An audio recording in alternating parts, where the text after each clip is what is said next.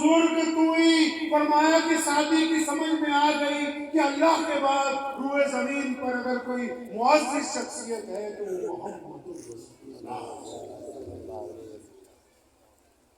تو ہمیشہ اس بات کو ذہن نشین رکھیں گے انشاءاللہ۔ ہمارے امام ابو حنیفہ رحمۃ اللہ علیہ سے لے کے شاہ ولی اللہ مہدی دہلوی تک کسی مولوی نے کبھی رسول اللہ کی شان کو وجہ نزاع نہیں بنایا۔ ہم بنانا چاہیں گے تو نقصان اٹھائیں گے، کیونکہ رسول اللہ کی عظمت تمام چیزوں سے سربلند ہے، ہمارے اختیار سے اوپر کی بات ہے، ہمارے اختیار سے اوپر کی بات ہے۔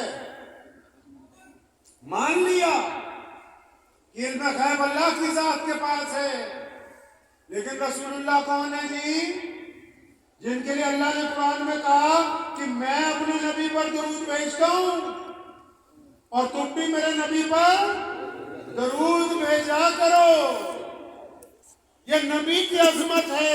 اگر دین کو سمجھنا ہے پیارے پیغمبر کو پڑھنا ہوگا۔ نبی علیہ السلام مسجد نبی میں تشریف رکھتے ہیں، صحابہ کرام کے ساتھ ایک جگہ کوئی لوگ لڑ پڑے تو ان کو گرفتار کیا گیا۔ ان میں ایک لڑکی ہے، شہزادی ہے، اور وہ حاتم طائی کی بیٹی ہے، اور جب اس کو گرفتار کیا لے کے چلے تو راستے میں نعوذ باللہ کہتی ہے کہ میں تمہارے نبی کو ایسا سوال کروں گی تو کوئی جواب نعوذ باللہ نہیں آئے گا۔ لیکن جب وہ مسجد نبی کے دروازے میں پہنچی، رسول اللہ کو ابھی نہیں پتا کہ حاتم کی بیٹی ہے، ابھی پتا نہیں ہے۔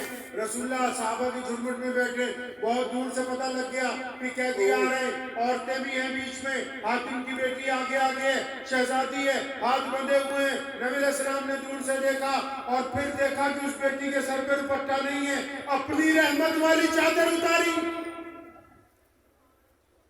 اور کون سی چادر؟ بولو، رحمت والی چادر۔ سمجھ نہیں آئی تمہیں ابھی تک کی چادر کیسی ہے؟ جس دن معراج میں جانا تھا نا اللہ سے ملنے، کہاں جانا تھا؟ معراج میں اللہ سے ملنے جانا تھا نا، جبریل لینے آئے، پیارے پیغمبر کے حجرے میں پہنچے تو رسول اللہ سو رہے ہیں۔ اللہ کو کہا یا اللہ تیرا محبوب سو رہا ہے، آواز دے دیں، اور فرمایا چپ، خبردار، تو میرے محبوب کو آواز دے کے اٹھائے گا؟ یہ شان نہیں ہے۔ پھر اس نے عرضی لگائی یا اللہ ہاتھ پیر دبائے، ہاتھ کھل جائے۔ فرمایا نہیں، میرے محبوب کو ہاتھ نہیں لگانا۔ پوچھا کرنا کیا ہے؟ کرنا کیا ہے؟ فرمایا سامنے آ۔ پیروں کی طرف جب آ گیا فرمایا جبریل اپنے دونوں ہونٹ پیارے پیغمبر کے تلووں کے ساتھ لگاؤ تاکہ ان کی ٹھنڈک سے ان کی آنکھ کھل جائے۔ جس نبی کے تلووں کو جبریل چومنا عزت کی بات سمجھتے ہو، اس چادر کو چومنا جبریل عزت کی بات سمجھتے ہو، وہ چادر رسول اللہ نے اتاری اس بیٹی کے سر پر دینے کے لیے۔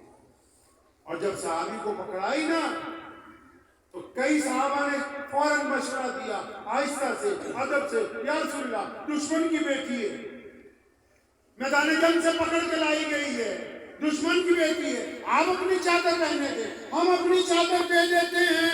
نبی علیہ السلام نے ناراضگی کا اظہار فرمایا اور گھور کے کہا، فرمایا سن لو، آج تو کہہ دیا کہ سامنے آنے والی دشمن کی بیٹی ہے، چادر میری ہی جائے گی، کیونکہ یہ تمہیں میں بتا دوں آج کے بعد کہ بیٹی بیٹی ہوتی ہے، چاہے وہ اپنی ہو یا پھر دشمن کی۔ نبی علیہ السلام